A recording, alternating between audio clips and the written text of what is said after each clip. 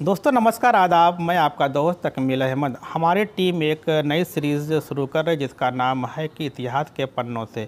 इतिहास के पन्नों की सीरीज़ हम वहां से शुरू कर रहे हैं जिसे हम फादर ऑफ नेशन के नाम से जानते हैं, राष्ट्रपिता के नाम से जानते हैं। तो आप लोग के जहन में नाम आ चुका होगा। हम बात करने चल रहे हैं गांधी जी की।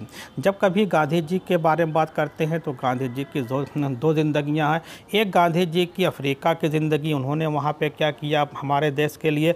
जब 1915 में भारत में आते हैं, फिर कैसे यहाँ के नागरिकों की, यहाँ की जनता को मूवमेंट करने के लिए, आंदोलन करने के लिए तैयार करते हैं, इसके बारे में उनकी दो जिंदगियां हैं।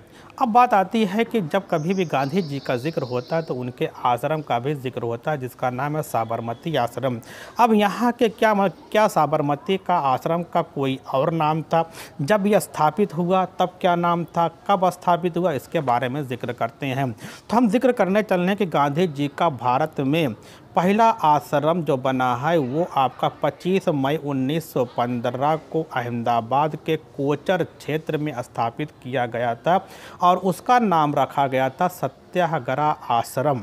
ये आपको जानना है। इसके 2 साल के बाद अर्थात 1917 में अहमदाबाद क्षेत्र में प्लेग नामक एक महामारी शुरू हो जाती है। जिस तरीके से पूरी दुनिया में आज कोविड-19 महामारी शुरू हुई, उसी तरीके से सिर्फ अहमदाबाद के क्षेत्र में प्लेग महामारी फैल जाती है। जब जैसे आज लॉकडाउन है, कोई काम नहीं हो रहा, तो उस समय भी 1917 में प्लेग महामारी के फैलने से जो आपका कि कोचर क्षेत्र था अहमदाबाद का, वहाँ पर भी कोई काम नहीं हो रहा था।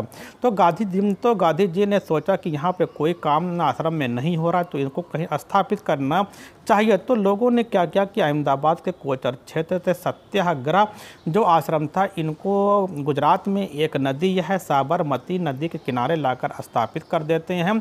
जब साबरमती नदी के किनारे लाकर स्थापित करते हैं तब इसका नाम क्या पड़ जाता? साबरमती आश्रम के नाम से जानते हैं। तो आपको समझना है साबरमती का पुराना नाम क्या था? सत्याग्रह आश्रम था।